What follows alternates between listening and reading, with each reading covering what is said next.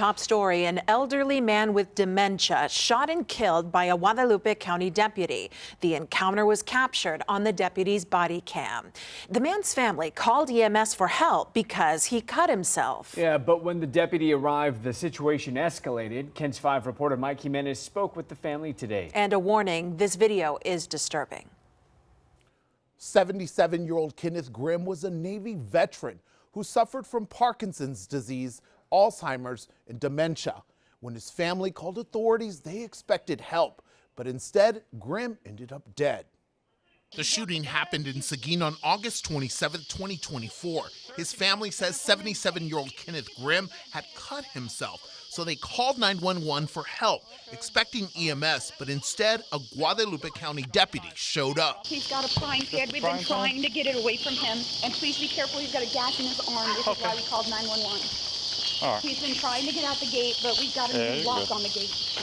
So you understand that we can't ED people based off of dementia and because it's a You disease. just need somebody to take him to the ER for his arm. Okay.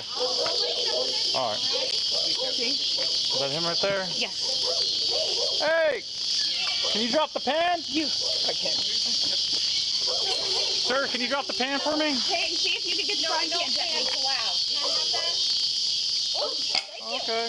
All right. That was awesome. Hey, Oh my God. hey, drop the knife. Ken, Drop the no, knife. no, Drop stop, the knife. please, Drop it. Ken, Drop stop it.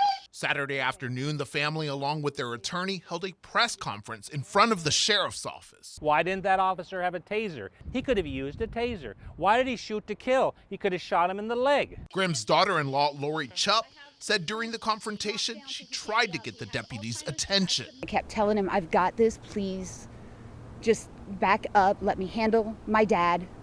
And once again, the deputy did not acknowledge that I was standing there. The family attorney identified the deputy as Gary Courtney and says a grand jury declined to indict him on criminal charges.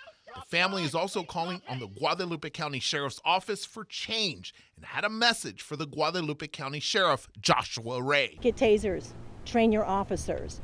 Train your officers so that they look at the situation and figure out how to deal with it before shooting. Look at how much pain and agony and grief 1 simple minute, 8 seconds caused.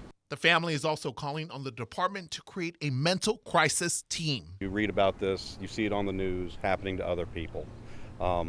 It happened to us, and it can happen to somebody else, and that's why we're here. In a statement, Guadalupe County Sheriff Joshua Ray, who was not in office at the time of the shooting, states in part, "I am sorry for the loss of Mr. Grimm's life and the grief it has caused the family. And sometimes officers are faced with a decision that has no good solution, and either choice can result in a tragic outcome." He goes on to say a full audit of the department's policies and procedures is underway and has already met with vendors to purchase tasers and other non-lethal tools for deputies, although he is not sure a less lethal option would have resulted in a different outcome in this incident. Mike Jimenez, KENS 5.